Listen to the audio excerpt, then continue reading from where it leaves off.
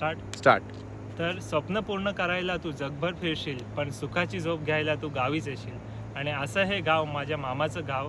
आता मी आलेलो आहे माझ्या मामाच्या गावी म्हणजे नागावला.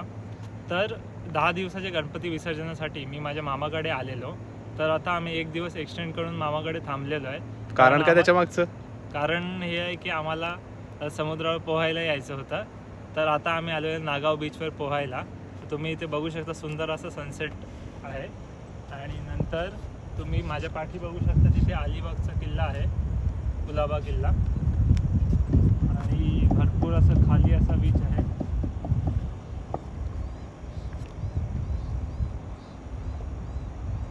आणि माझ्या पाठी कॅमेरामन आहेत, मी त्यांना इंट्रोडक्शन देतो कॅमेरामनचं. तर हे जे कॅमेरामन माझे आहेत सध्या, आदित्य जोशी माझ्या मावशीचा मुलगा आहे. हा मुरुडवरनं आलेला आहे. आम्ही मामाकडे आलतो विसर्जनासाठी विसर्जनाची ब्लॉगिंग करायला आणि आवता समुद्राची ब्लॉगिंग करायला. आणि हा व्ह्यू बघू शकता तुम्ही. पोहायला जाणार होता आम्ही आता थोड्याच वेळात. आमच्या घरच्या याचे बाकी आहेत अजून. ठीक आहे, चालेल. चला आता जरा समुद्राच्या जवळ जाऊन तुम्हाला व्ह्यू दाखवतो. तर दरवर्षी आम्ही विसर्जनाच्या म्हणजे माझं इंजिनिअरिंग किंवा डिप्लोमाच्या आधी जेव्हा आम्ही लहान होतो तेव्हा दरवर्षी आम्ही विसर्जनाला आमच्या मामाकडे यायचो.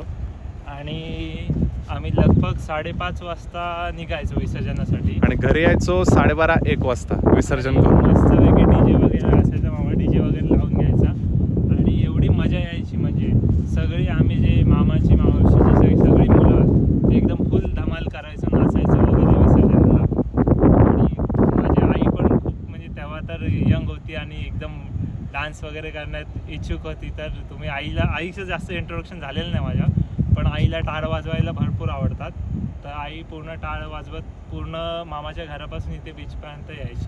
हाच तो बीच जिकडे आम्ही विसर्जन करायचो गणपतीचं. अशा खूप साऱ्या मेमरीज आहेत आमच्या इथे बीचवर. ह्या बीचवर तर आहेत भरपूर मेमरीज. आणि इकडे दूर असं तुम्ही बघाल तर नागाववरनं पुढचे जे सगळे बीच आहेत म्हणजे रेवदंडा वगैरे ते या साईडला आहेत पूर्ण. आणि जे अलिबागचे मुंबई साईडचे बीच आहेत ते इकडे दिसतात.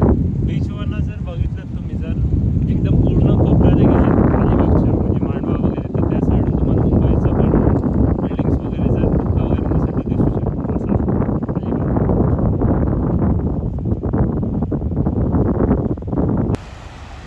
असं सुंदर असा बीच आहे नागावचा. आणि सनसेट लगभग होत आलेला आहे. तर आता लगभग 15-20 मिनटं इथे पोहणार आहे आणि मग घरी जाणार आहे. हे व्ह्यू पाठीमागे मस्त.